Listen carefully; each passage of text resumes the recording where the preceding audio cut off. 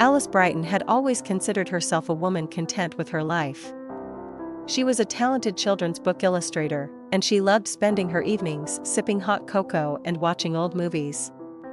Her hobbies, cooking and creating new cupcake recipes, were a small source of joy. But, strangely, despite all this, something in her life felt unfinished. One day, at her annual checkup, Dr. Lauren Spencer glanced at Alice's test results and frowned with concern. "Alice, did you know that your blood pressure is high and your sugar levels are a little high?" she asked, putting down the folder of papers. Alice crossed her arms over her chest and sighed. Yes, I know. But isn't that just another thing you shouldn't worry about too much? I don't have anything critical. Dr. Spencer looked at her sternly over her glasses. Not yet. But if you don't start working on yourself now, the consequences could be serious in a few years. Alice didn't like the criticism, but she knew Lauren was right. She sighed, realizing she had run out of arguments. Okay, she conceded. What do you suggest? More vegetables? Less ice cream? All of those things are important, but the most important thing is physical activity. I want you to try working with a trainer. I have a great one. His name is Victor Reed. He is experienced and understanding, the doctor smiled. You can do it. Victor Reed? Alice repeated, pursing her lips skeptically. This sounds like a men's perfume commercial. Lauren laughed. I promise he is not as pompous as his name suggests. He is a professional, and he can definitely help you. A week later, Alice stood in front of the huge gym, nervously holding her gym bag in her hands. The large glass doors reflected her slightly embarrassed face. Inside, silhouettes of cheerful, energetic people flitted by. They stretched, lifted weights, and ran on treadmills with an ease she couldn't imagine. You can do it, Alice. It's just one more step, she muttered under her breath, before pushing the door open with determination. As soon as she stepped through the door, she felt the world change. The room was spacious, high-ceilinged, brightly lit, smelling fresh and with just a hint of mint. Alice quickly noticed the man behind the counter. He was tall, broad-shouldered, with a confident stance. His dark hair was cut short, and his face was adorned with a charming, slightly mischievous smile. Good afternoon, he said, spotting her. You're Alice, right? Yes, it's me, she replied, feeling her cheeks flush slightly. I'm Victor, he introduced himself, holding out his hand. Welcome. I'm your trainer. Are you ready to get started? Alice couldn't help but let out a nervous laugh. Not really. Honestly, I'm not sure I'm ready at all. Victor laughed, his voice warm and encouraging. It's okay. Most people feel the same way on their first day. My job is to give you confidence. His words and smile relaxed Alice a little. Maybe it wasn't as bad as she thought. The workout began with a light warm-up. Alice mimicked Victor's simple movements, bends, shoulder rolls, and stretches. But even that made her feel her muscles begin to tense. Well done, Alice. You're doing great, Victor praised, watching her struggle to keep her balance in one of the poses. Really? I look like a drunk flamingo, she muttered, trying not to fall. Drunk or not, you're making progress, he teased with a smile. And that's the main thing. After the warm-up, Victor invited her to do some simple exercises on the machines. Alice noticed that he was always there, helping her figure out the technique and encouraging her when she felt like she had no more strength. You know, you're much kinder than I expected, she said when the workout was over. And you're much stronger than you think, he replied, looking her straight in the eyes. These words left her with a strange feeling. She wasn't sure if it was gratitude, embarrassment, or something more. When Alice left the gym, her legs were weak from fatigue, but inside she felt light. She didn't know what awaited her next, but she was ready to take another step. And somewhere deep inside, she was already starting to think that Victor Reed was more than just a trainer. The next workout was not long in coming. Victor, as promised, was patient and attentive, and Alice tried her best not to look too tired. She didn't expect that the workout would affect not only her body, but something much deeper, her special attitude towards herself. Alice entered the gym a little earlier than the appointed time. She decided to walk around it, studying the environment. In one of the sources, a young man was juggling weights, in another, an elderly woman was hesitantly lifting small dumbbells, and next to her, a trainer was encouraging her, just like Victor had encouraged Alice yesterday. "Alice!" A familiar voice was heard. Victor came out of his office, with a stack of papers in his hands. He was wearing a dark blue sports t-shirt, emphasizing his broad shoulders. "You're early today. Are you ready to conquer new heights?" She laughed. "I am ready, but only if it does not include skydiving." He smiled, looking at her sports suit. This time she chose bright leggings and a comfortable t-shirt. "Great mood. Today we'll start with cardio, then strength training. But first, let's talk about how you feel after your first workout."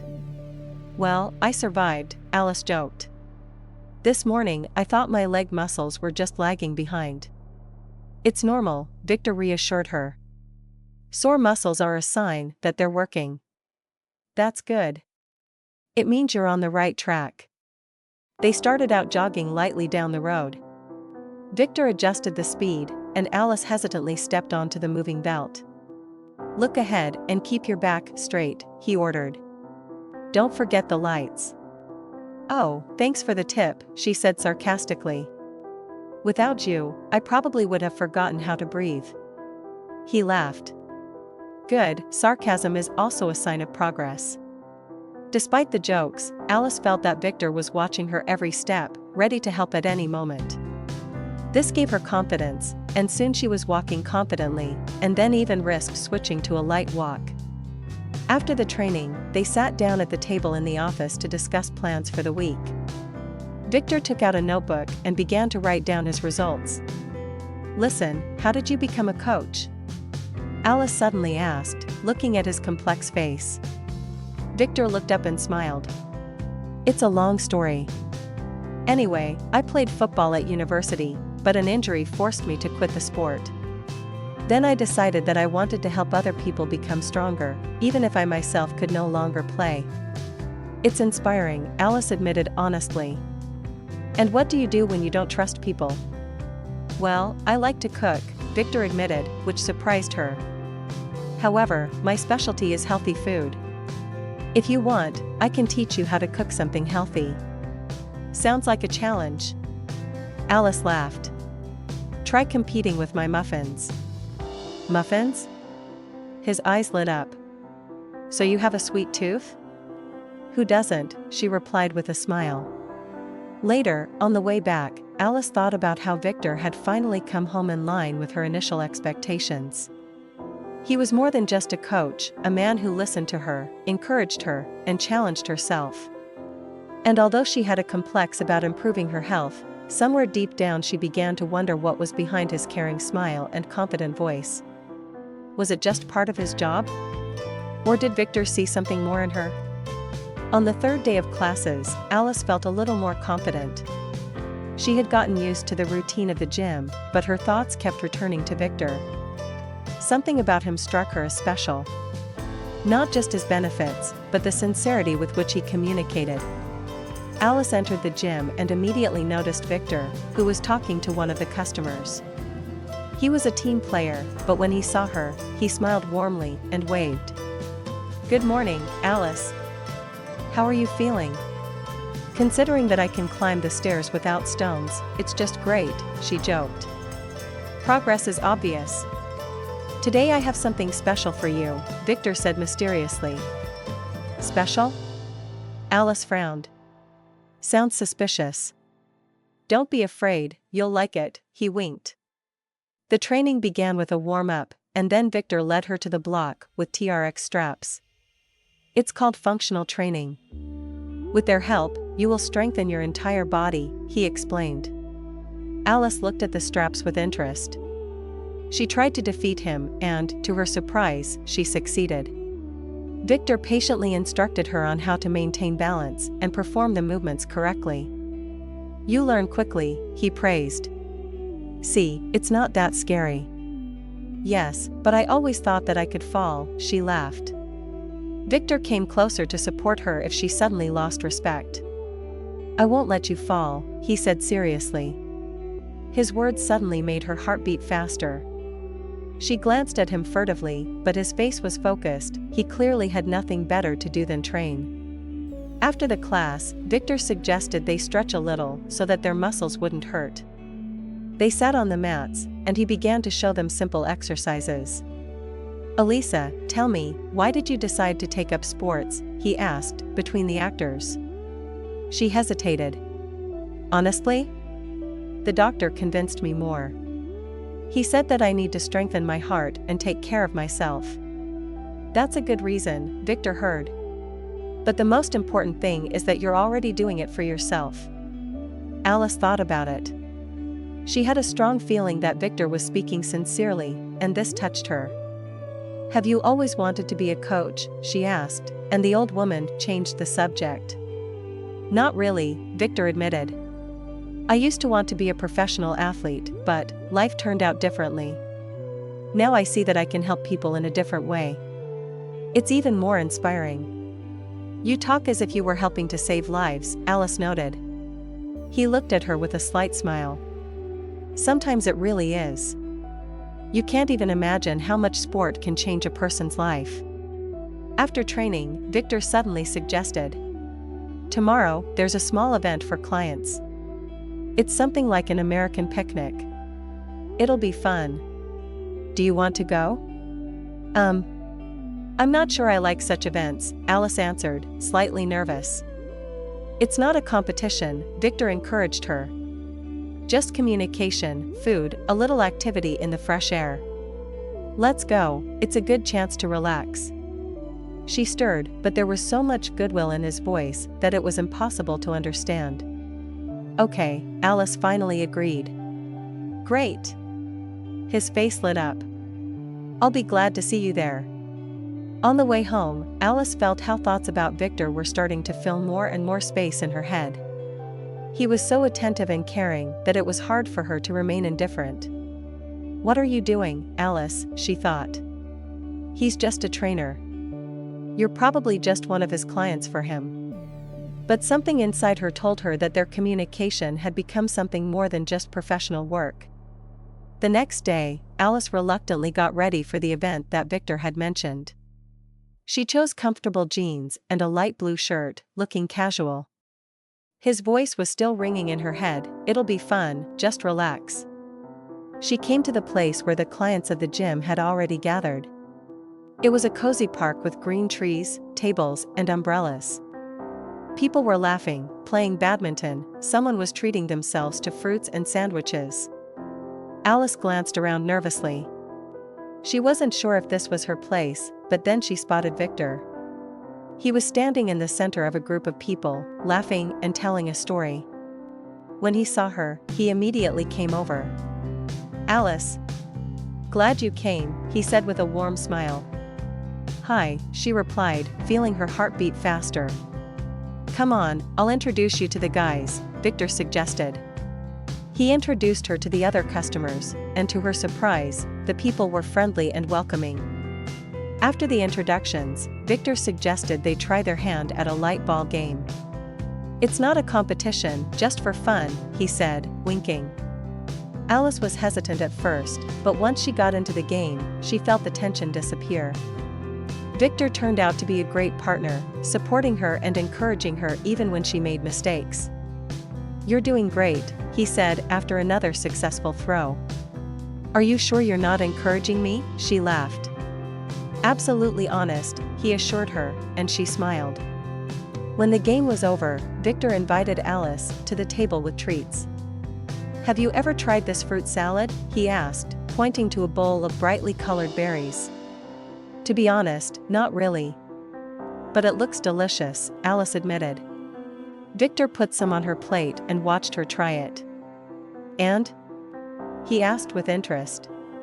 "Delicious," she answered, unable to hold back a smile. See, I told you. Trust me, Alice, I will never let you down, he said with a seriousness that slightly embarrassed her. Later, as the evening was drawing to an end, Victor suggested they go for a walk. There is a beautiful lake nearby. It is a perfect place to end the day, he said. Alice agreed. They walked along a quiet path, illuminated by the soft light of the setting sun. You know, I'm glad you came today, Victor said, looking ahead. Why? Alice asked, looking at his profile. Because you are starting to open up. And I think there's an incredible woman behind that barrier you've built around yourself, he said, stopping and turning to face her. Alice was confused. I don't know what to say, she muttered. Don't say anything, Victor answered softly. Just remember that you deserve to be happy. His words penetrated deep into her heart. She felt like he was seeing the real her, the one she had long forgotten about. They returned to the others, but Alice could no longer ignore the feelings that were starting to build inside her. Victor was there, and it scared and inspired her at the same time. A few months had passed since Alice had first stepped into the gym, and with it, her life had changed. She continued to work on herself, but now it was not just about physical fitness. Victor had helped her believe in herself and see her true value. However, Alice was still afraid of her feelings for him. She thought it was impossible to be so happy. One evening, after training, Victor invited Alice to stay and talk. They sat on the mats in the empty hall. You know, Alice, I've noticed that you've been avoiding something for a long time, he began, looking into her eyes. What am I avoiding? She tried to joke, but Victor's gaze was too serious. Myself. And us. Alice froze. Victor, I'm just not sure that I can let someone into my life, she admitted. He moved closer, his voice became softer. You know, you always strive to be better. But you're already perfect. For me. His words penetrated straight to her heart, but Alice still doubted. Victor, you deserve someone, simpler, lighter, without all my fears and doubts, she said, turning away. Victor took her hand and gently turned her towards him. I deserve you, Alice. The real you. With all your fears, doubts, and dreams. I don't want anyone else. I want you. Tears came to her eyes, and she couldn't hide any longer. What if I screw everything up again? She whispered. Then we'll fix it together, he answered confidently. He pulled her close, and at that moment all her doubts disappeared. Victor was near, and she felt that this was real. A few months later, Victor gave Alice a surprise. He invited her to a cozy cafe that she always loved, but never dared to go into. Why are we here? Alice asked, looking around in surprise. Because I know how much you love this place, and I have something for you, Victor said, taking out a small envelope. Alice opened it and saw an invitation to an art exhibition. This, what? She asked, not understanding. This is your exhibition, Alice, he smiled. You always said that you wanted to get back to your art. I helped a little, but the rest is you. Alice couldn't believe her eyes. You did this for me? Of course. Because you are talented and you need to show your work to the world. She couldn't hold back her tears. At the exhibition, Alice was beaming. Victor was there, supporting her, and her paintings attracted admiring glances. At the end of the evening, when the guests began to leave, Victor unexpectedly got down on one knee. Alice, I love you. You changed my life and showed me what it means to be happy. You are my inspiration. Will you marry me? Her heart sank. She looked at Victor, and this time there was no doubt. Yes, Victor. Yes, 1,000 times yes. They got married 6 months later on the seashore, under the gentle sound of the waves. It was not just a new stage in their lives, but a symbol of how love and faith in each other can heal the deepest wounds. Alice continued to make art, and Victor remained her biggest fan. Together, they created not only a family, but also a place where they can be real, love, and support each other. Their story became a reminder that sometimes you need to take a risk and believe in order to find happiness.